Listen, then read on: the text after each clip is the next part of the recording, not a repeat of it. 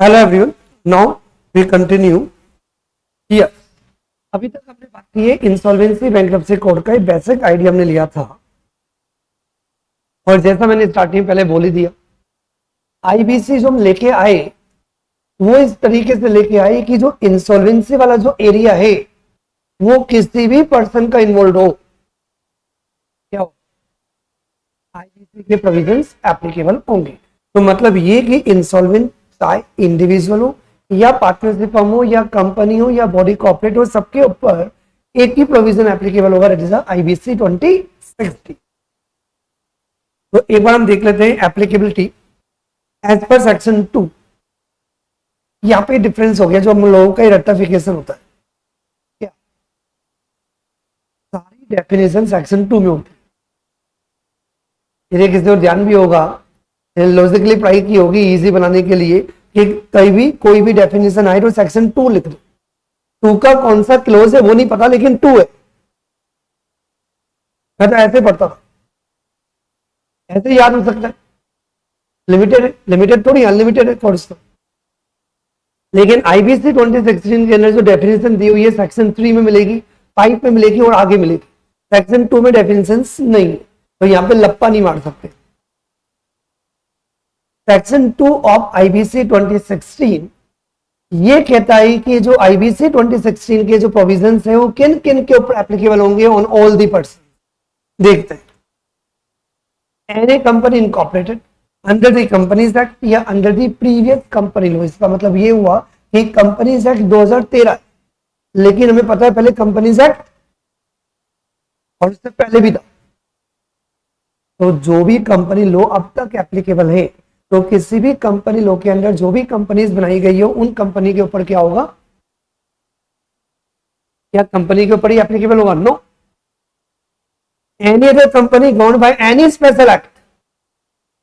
यदि LIC act के अंदर कोई कंपनी बनी हो, मतलब किसी भी एक्ट में, तो यदि कोई भी स्पेशल एक्ट के अंदर यदि किसी कंपनी को बनाया गया हो, बैंकिंग कंपनीज जो बैंकिंग रेगुलेशन एक्ट के अंदर गवर्न होती है, तो उनके ऊपर भी जनरली प्रोविजन एप्लीकेबल होगा। जनरली वर्ड है, फिर बाकी कुछ एक्सेप्शन हो तो बात अलग है। मतलब जो भी कंपनी कंपनीज एक्ट में बनाई उनके ऊपर प्रोविजन एप्लीकेबल होगा। यदि कोई कंपनी किसी स्पेशल एक्ट में गवर्न है उनके ऊपर भी क्या होगा, आईबीसी के प्रोविजन एप्लीकेबल होंगे। मैंने पहले ही बोल दिया, एलएलपी के ऊपर भी प्रोविजन एप्लीकेबल होंगे। एलएलपी मतलब that is govern under the LLP act 2008। Any other body incorporate मतलब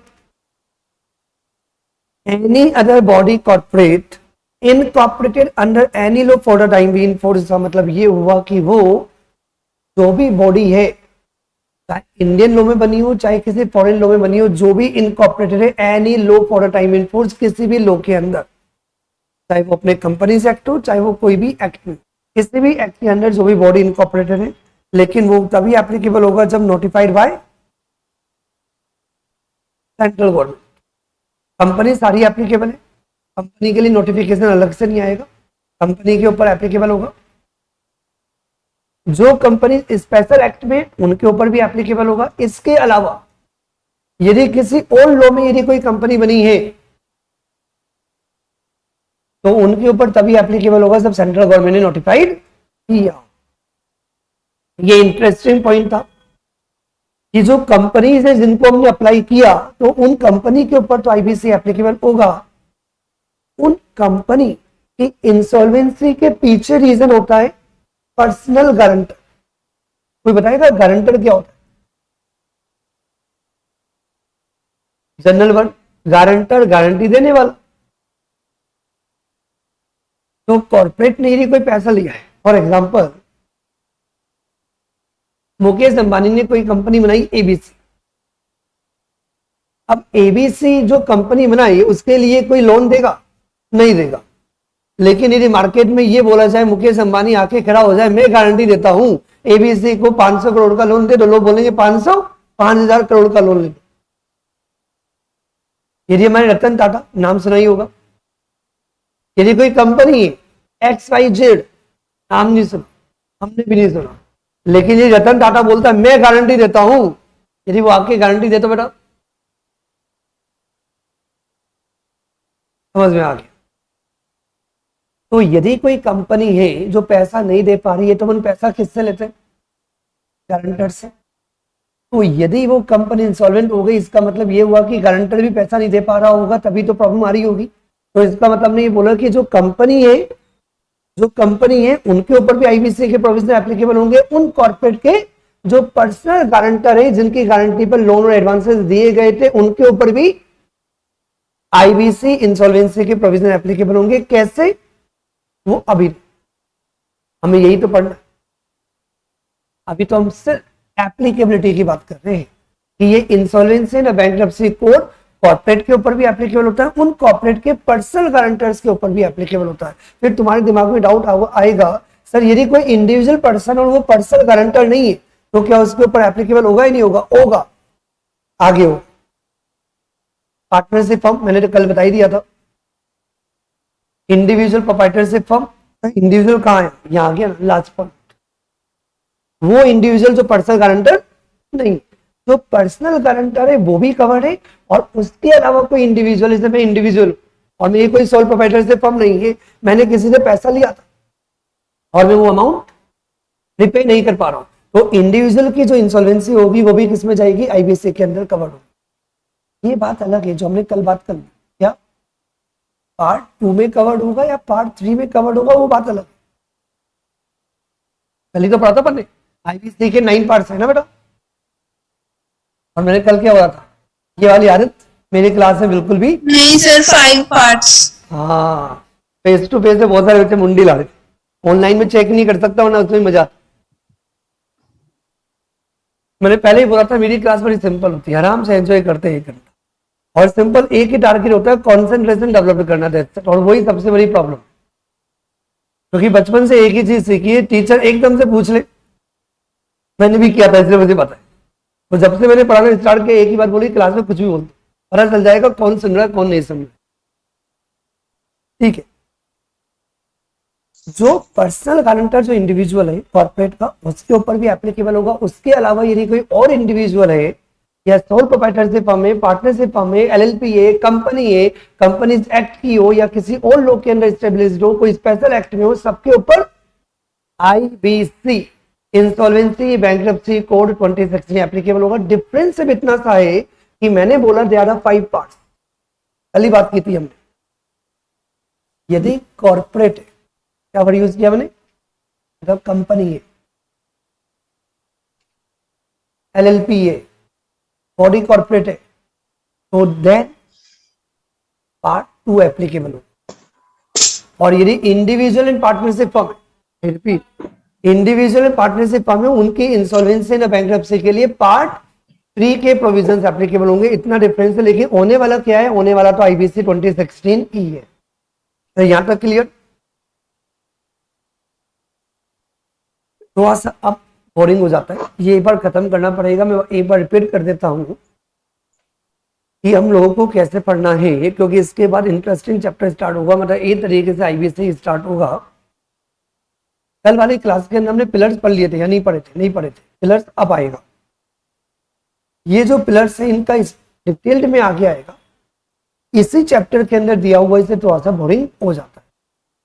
मैं पहले पढ़ा देता हूँ, लेकिन उससे पहले कुछ जनरल बातें कर देता हूँ कि आपको नोट्स एवरीडे बेसिस पे बनाने हैं। मतलब ये कि आपको कंपाइलर दिया जाएगा, जितना भी कंसेप्ट है सब कंपाइलर में कवर्ड है।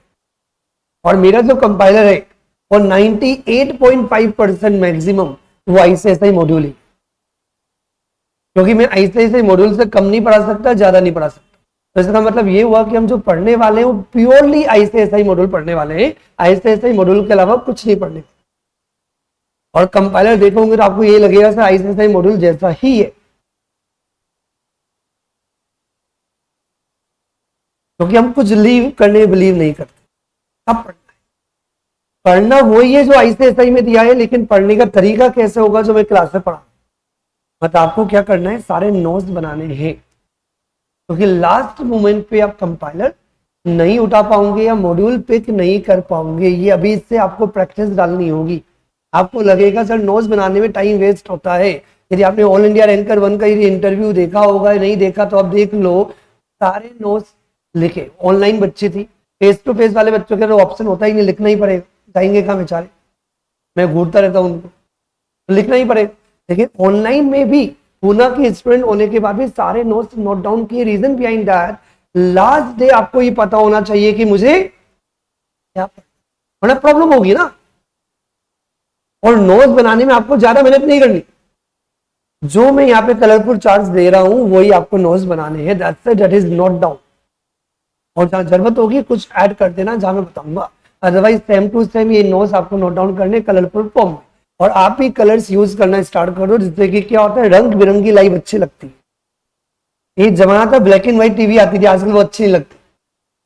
आजकल तो 4K का जमाना आ गया, अब एलईडी वाला जमाना भी निकल गया ना, 3D, तो वो इमेजेस दिखने वाली होनी चाहिए। तो कलर्स यूज कर, तो जो नोट्स आप बना रहे हो उनमें कलर्स यूज कर सकते हो। सिंपल ब्लैकिंग या ब्लू पेन यूज करने की बजाय 3 या 4 कलर्स में यूज कर। इससे क्या होगा, लास्ट डे जब आप पढ़ोगे ना तो कलर्स बोलते हैं। और थोड़ा सा आपको एग्जीक्यूटिव याद भी आ रहा होगा, सर हमें तो याद आ जाता सर, लेफ्ट में वो राइट में ये 2 डंडे थे ऐसे। सेंटेंस याद नहीं होते, तो इसलिए सेंटेंस में कभी नोट्स बनाने ही नहीं है। अब तुम में से किसी के दिमाग में डाउट आएगा, वो मैं आगे बताऊं। डाउट ही आएगा सर ये डंडे लिखने से नंबर एग्जाम में आते हैं क्या? बिल्कुल नहीं आते, वो एक अलग है, उसके रीजन अलग है। लिखा ज्यादा जाता है, आई रिपीट, लिखा ज्यादा जाता है, याद कम किया जाता है। लिखते टाइम इलेबरेट किया जाता है और नोट्स बनाते टाइम ब्रीफ किया जाता है, क्योंकि ब्रीफ में जो चीजें होती है, जो समरी फॉर्म में जो चीजें होती है वो लर्न हो जाती है। और जब आपने उसे रिटेन कर लिया तो वैसा ही वॉमिट नहीं करना होता है। एग्जाम में थोड़ा सा रिलैक्स होना होता है, आपको पूरी समरी आपके माइंड में होती है, फिर उसको आपको डिलीवर करना होता है एक्सप्लेनेशन वे में। ये चीजें क्या है ये मैं आगे बताता रहूंगा। लेकिन यस, नोट्स हर बच्चे को बनाना है, नोट्स आर वेरी इंपॉर्टेंट, सब कॉपी में लिखा होना चाहिए everyday basis, routine is very important. Pillars of IBC 2016, मतलब आईबीसी 2016 के पिलर्स, मतलब ये इंसॉल्वेंसी कोड में कौन कौन इन्वॉल्व होंगे। You can say in another way, इंटरमीडिएरीज, कौन से पर्सन इन्वॉल्व है, तो अपन पढ़ा होगा ना सेबी के अंदर, सिक्योरिटीज मार्केट के अंदर भी stock brokers, merchant banker, registrar to an issue, याद है। अब पूरा वो थोड़ी पढ़ना है, सिक्योरिटीज मार्केट का सब्जेक्ट थोड़ी अपना। तो वैसे ही जब इंसॉल्वेंसी कोड आपने पूरा बनाया, तो इंसॉल्वेंसी कोड के अंदर भी जैसे वहां पे आपने बोर्ड बनाया था, क्या नाम था उसका, securities exchange board of India, तो यहाँ पे बोर्ड बनेगा, क्या नाम है उसका, IBBI, insolvency bankruptcy board of India. ये सारा काम कौन करेगा, प्रोफेशनल पर्सन, उसका नाम होगा IP। वो IP किसी बॉडी का मेंबर होना चाहिए, दैट इज IPA। तो एक बार अपन देख लेते हैं pillars. Pillars is a regulatory authority, पहला पिलर। टोटल कितने पिलर्स हैं? 5। मैंने 5 पिलर्स को भी एक हायरार्की फॉर्म में दे दिया, जिससे कि आपके लिए याद करना इजी हो जाए। There are 5 pillars of IBC 2016. पहला पिलर है regulatory authority, that is the IBBI। Second pillar IPA, insolvency professional agency. IBBI तो मेन अथॉरिटी होगी जिसके अंदर IPA होता है, और ये इंसॉल्वेंसी प्रोफेशनल एजेंसी का काम क्या है, इंसॉल्वेंसी प्रोफेशनल को तैयार कर, उनका एग्जाम कैसे होगा, एग्जाम का कोर्स क्या होगा, उनको मेंबर बनाया जाएगा, उनके कोड ऑफ कंडक्ट होंगे, क्योंकि जितने ही प्रोफेशनल्स होते हैं, chartered accountant, company secretary, doctor, इनके हमेशा क्या होता है, कोड ऑफ कंडक्ट होते हैं, ड्रेस कोड भी होता है। तो वैसे ही IPA एक एजेंसी है जो रेगुलेट करती है किसको, मेंबर्स को। और मेंबर्स कौन हुए IPA के, दैट इज IPs। IPs क्या हुआ, insolvency professional, that is a third pillar. Third pillar is the insolvency professional, IP। और ये IP 2 तरीके से रेगुलेट हुआ, कुछ समझ में आया कि नहीं आया। IP is a member of IPA and registered with IBBI। मतलब IBBI IPA को रेगुलेट करता है, IP को भी रेगुलेट करता है, और IP आईबीबीआई में जाके रजिस्टर्ड होता है एंड मेंबर किसका होता है, आईपीए का होता है। मतलब दो तरीके से इन्वॉल्व है, दो लोग रेगुलेट करते हैं आईपी को। IP insolvency professional, IU information utilities.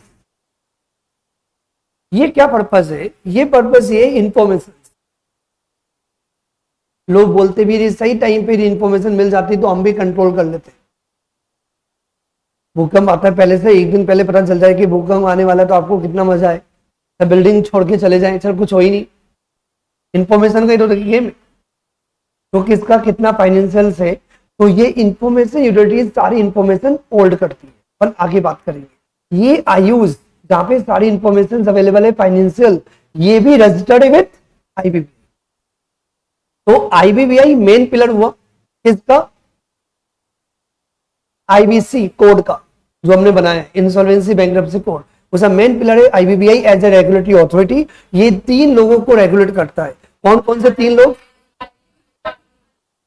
IPA, IPS and third IU. Very good.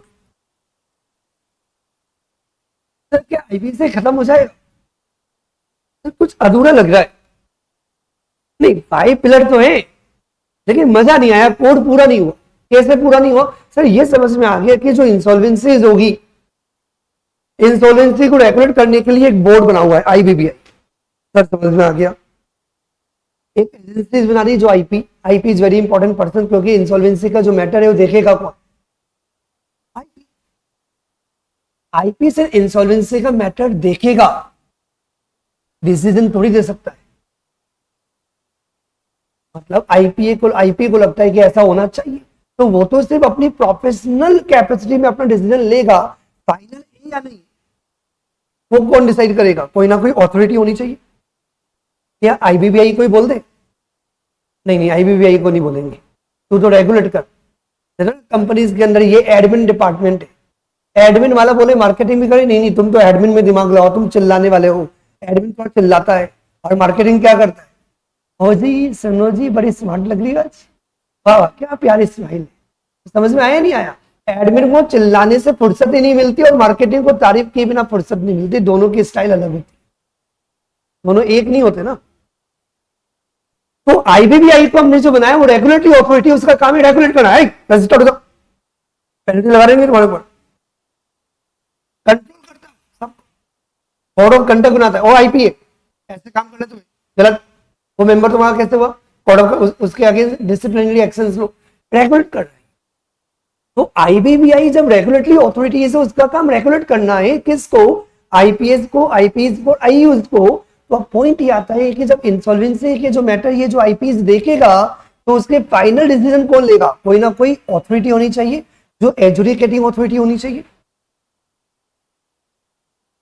That must be a court. तारीख पे तारीख पे तारीख पे तारीख पे तारीख पे तारीख पे तारीख पे तारीख पे तारीख पे तारीख पे तारीख पे तारीख पे तारीख पे तारीख, ऑलरेडी कोर्ट के पास बटन कम है तो कोर्ट के पास जाऊंगा।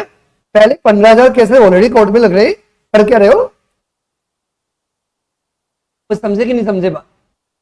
किसी को समझ में नहीं आया, मैं डायलॉग में मजा नहीं आया तो जोली एलएलबी 2 का डायलॉग देख लें, उसमें भी ऐसा ही कुछ था ना कि ऑलरेडी इतने सारे केसेस है, फिर और एक नया केस लाते हो, इतने जज ही नहीं है भैया। तो इन के लिए जो नॉर्मल जो आप कोर्ट देखते हो उन कोर्ट में नहीं जा सकते। कि कोई कंपनी बोले कि हमारा पैसा हम डूब रहे हैं, आप देखो क्या करना है, इंसॉल्वेंसी प्रोफेशनल भी इन्वॉल्व है, लेकिन डिसीजन कौन लेगा कि उसके साथ क्या सलूक किया जाए, छोड़ दिया जाए या तोड़ दिया जाए, तो ये डिसीजन कौन लेगा, कोई ना कोई कोर्ट। लेकिन नॉर्मल कोर्ट में हम जाने नहीं देंगे, तो इसके लिए हमें क्या करना पड़ेगा, एडजुडिकेटिंग अथॉरिटीज बनानी पड़ेगी। क्या बनाना पड़ेगा, कितने हो गए पिलर्स अब तक, 4 तो हो गए, एक बच्चा है 5th पिलर, और 5th पिलर भी आपका बन चुका है ए ओ नहीं ए एडजुडिकेटिंग अथॉरिटी। एडजुडिकेटिंग अथॉरिटी जो डिसीजन लेगी, और कोर्ट में नहीं जाना पड़ेगा, कोई नई एडजुडिकेटिंग अथॉरिटी हम आपकी बनाएंगे। ये जो मैटर है ये 2 पार्ट में, पार्ट 2 पार्ट 3। पार्ट 2 के अंदर सारे कॉर्पोरेट कवर हो जाते हैं, कंपनी, एलएलपी और बॉडी कॉर्पोरेट। तो कंपनी के लिए तो कुछ बनता है ना, क्रिमिनल, खास नहीं है, एनसीएलटी बहुत बढ़िया, तो एक काम करते हैं ना, एनसीएलटी जी कंपनी के सारे मैटर तो तुम ही देख लेना। तो कंपनी के इंसॉल्वेंसी के मैटर भी कौन देखेगा? एनसीएलटी देखेगा, क्योंकि एनसीएलटी वाइंड अप भी तो देख रहा है ना, कंपनी से के अंदर वाइंड अप है थोड़ा सा, तो तुम ही कर लेना। तो कंपनी के सारे मैटर वैसे भी कौन देखता है? एनसीएलटी देखता है, तो एनसीएलटी बोलो तुम ही देख लेना। लेकिन इंडिविजुअल पार्टनरशिप फर्म के जो मैटर है वो एनसीएलटी में नहीं जाता, तो उसके लिए एजुकेटिंग अथॉरिटी हमने किसको बोल दिया? डीआरटी को बोल दिया। किसको बोल दिया? तो फॉर इंसॉल्वेंसी, और यदि इंसॉल्वेंसी, मैंने कल ही क्लास में बताया था, पहला टारगेट क्या होगा? इंसॉल्वेंसी को रिजॉल्व करना। और यदि इंसॉल्वेंसी रिजॉल्व नहीं होती तो इंसॉल्वेंसी रिजॉल्व नहीं होती तो wind up, liquidate of corporate person. ये कौन से पार्ट के अंदर कवर्ड है? पार्ट 2 में कवर्ड। कौन है एजुकेटिंग अथॉरिटी? एनसीएलटी। कौन है एजुकेटिंग अथॉरिटी? एनसीएलटी। कोई फुल फॉर्म बताएगा एनसीएलटी का?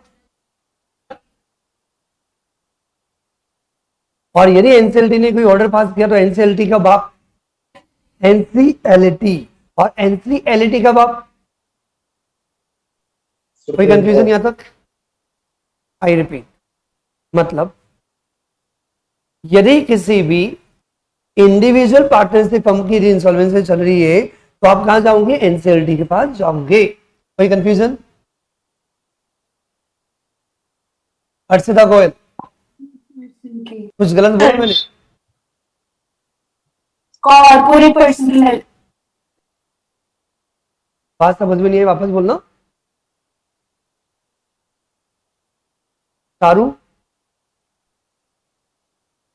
Yes, sir. हाँ, किन के पास जाएंगे अपन?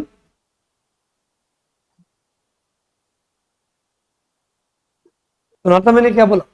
किसी को लगा मैंने क्या गलत बोला? मैंने क्या बोला था? किसके लिए जा रहे हैं हम? Individual partnership. मैंने पहले क्लास में एक बात बोली कि मेरी क्लास में मुंडी लाने वाला कंसेप्ट मुझे बिल्कुल भी पसंद नहीं। हम लोग हमेशा क्या होता है, लाइफ कैसे काम करती है, सब कॉन्शियस माइंड। कुछ बच्चे बोलते हैं सर आपके यहाँ पे एग्जीक्यूटिव के 3rd रैंक वाले बच्चों की ऑल इंडिया रैंक कैसे बन जाती है? मैं पढ़ाता थोड़ी हूँ, पहले मैं उनका केमिकल उच्चारण ठीक करता हूँ, जो कर भी रहा हूं। व्हाट इज बेसिकली, सब बच्चे इक्वल पढ़ते हैं, वो सारे नोज बढ़िया होते हैं। व्हाट इज वेरी इंपॉर्टेंट, आपका माइंड, और आपका माइंड हमेशा क्या होता है? सब कॉन्शियस माइंड से वर्क करता है। आपने सुबह देखा होगा, आपने अलार्म लगाया होगा और आप अलार्म से उठ जाते हो? नहीं, आप अलार्म से नहीं उठते, आपने माइंड में सेट किया था मुझे सुबह 5 बजे उठना है। आपने नोटिस किया होगा जिस दिन आप अलार्म लगाते हो ना, तो अलार्म 3 बार बजता है और तीनों बार बंद कर देते हो, फिर वापस से सो जाते हो। और कहीं आपको जाना है, क्योंकि पापा दिन में जाने नहीं देते। डाउट है कि आपका बॉयफ्रेंड है, तो आपने बोला सुबह सुबह घूमने जा रही हूँ, जा जा जा जा, सुबह सुबह बॉयफ्रेंड थोड़ी आएगा। पापा को डाउट नहीं हुआ, तो आपने क्या हो गया, बॉयफ्रेंड के साथ टाइम सेट कर लिया 5 बजे का, और आप कभी 9 बजे से पहले उठे ही नहीं, तो उस दिन आपकी नींद 5 बजे शार्प ओपन होगी, क्योंकि आपको 5 बजे उठना। अब मोबाइल ने नहीं बताया, आपके सब कॉन्शियस माइंड ने बताया। ये सब कॉन्शियस माइंड बहुत इंपॉर्टेंट है, और इस सब कॉन्शियस माइंड में बहुत इंपॉर्टेंट चीज आती है लिसनिंग। केयरफुली सुनो, क्योंकि आपको क्या लगा मैं क्या बोल रहा हूँ? एनसीएलटी बोल रहा हूँ। तो आप एनसीएलटी बोलोगे तो आपने सुना ही नहीं मेरी बात। हाँ, एनसीएलटी, बहुत बढ़िया बहुत बढ़िया बहुत बढ़िया बहुत बढ़िया। तो आधा टाइम हम ऐसे ही काम करते हैं, ठीक है, ये चलता रहेगा, और ये अभी और बहुत मजा आएगा धीरे धीरे। क्या बात कर रहा था मैं? कंपनीज, बॉडी कॉर्पोरेट्स, एलएलपी, कि यदि इंसॉल्वेंसी या लिक्विडेशन का यदि कोई मैटर है तो पहले जाएगा एनसीएलटी के पास। एनसीएलटी ने जो ऑर्डर दिया उसके अगेंस्ट अपील करोगे एनसीएलटी में, और एनसीएलटी ने जो ऑर्डर पास किया उसके अगेंस्ट आप अपील कर सकते हो। और यदि इंसॉल्वेंसी एंड बैंकरप्सी, क्योंकि इंडिविजुअल एंड पार्टनरशिप फर्म का कभी भी वाइंड अप नहीं होता, लिक्विडेशन नहीं होता, उसके लिए हम वर्ड यूज करते हैं बैंकरप्सी। तो individual and bankruptcy of individual and partnership firm, उसके लिए मैटर जाएगा डीआरटी के पास। डीआरटी का फुल फॉर्म डेब्ट recovery tribunal. I repeat, DRT, डेब्ट रिकवरी ट्रिब्यूनल। डीआरटी के ऑर्डर के अगेंस्ट आप अपील करोगे, डीआरएटी, डेब्ट रिकवरी अपीलेट ट्रिब्यूनल। और डेब्ट रिकवरी अपीलेट ट्रिब्यूनल के ऑर्डर के अगेंस्ट आप अपील करोगे सुप्रीम कोर्ट। कहां अपील करोगे बेटा? Supreme court. कोई कंफ्यूजन? तो ये हमारे 5 पिलर्स हैं। कितने पिलर्स हैं? These are the 5 pillars. अब मेरी बात सुनना ध्यान से, it is very important. Chapter number 14 हम अभी पढ़ रहे हैं। इसी चैप्टर नंबर 14 में जो अपना मॉड्यूल है और जो अपना कंपाइलर है उसमें दिया हुआ है डिटेल्ड में इन 5 पिलर्स के बारे में। लेकिन मैं अभी बताऊंगा तो ज्यादा मजा आएगा, नहीं मैंने बेसिक आइडिया दे दिया, क्योंकि इनके बारे में जो नॉलेज होगी वो होगी जो सारे चैप्टर के अंदर धीरे धीरे करके कवर होगी कि वो क्या करते हैं, और आपको टर्म्स अभी पता ही नहीं है। तो जितने भी स्टूडेंट्स हैं उनको एक बात याद रखनी है कि अभी 5 to 7 पेज लीव कर दो, मतलब जितना मैंने पढ़ाया सही है, उसके बाद 5 to 7 पेजेस लीव करके चैप्टर नंबर 15 में आ जाओ। जिस दिन हमारा ये पूरा पार्ट भी कंप्लीट हो जाएगा तो उसके बाद ये जो 5 पिलर्स है उनके बारे में पढ़ने में आपको कोई प्रॉब्लम आएगी नहीं, क्योंकि द रीजन बिहाइंड जब आपको पता होगा कि आईबीबीआई क्या करता है, जब आप प्रैक्टिकली देख लोगे कि आईबीबीआई ने क्या किया, आईपी क्या क्या करता है, आईपीए का क्या रोल था, इंफॉर्मेशन यूटिलिटी कहां कहां आया, तो ये जितने भी प्रोविजन चैप्टर नंबर 14 में दिए हुए हैं, क्योंकि अभी पढ़ेंगे तो क्या होगा, मजा नहीं आएगा, बोरिंग, क्योंकि इन्वॉल्वमेंट नहीं है ना, इमोशंस ही नहीं है। तो ये लीव नहीं करना, पूरे टाइम भी आपको क्या करना है, लीव करना है। एंड देन जब आपका चैप्टर नंबर 15 से लेके बाकी चैप्टर खत्म हो जाएंगे, वापस से चैप्टर नंबर 14 का ये जो टॉपिक है 5 पिलर्स का, जो डिटेल में आपके मॉड्यूल में भी दिया हुआ है, मेरे नोट्स में भी दिया हुआ है, ये सब अपन बाद में कवर कर लेंगे, नोट डाउन कर लेंगे। तो कल हम स्टार्ट करेंगे chapter number 15। Have a good day to all of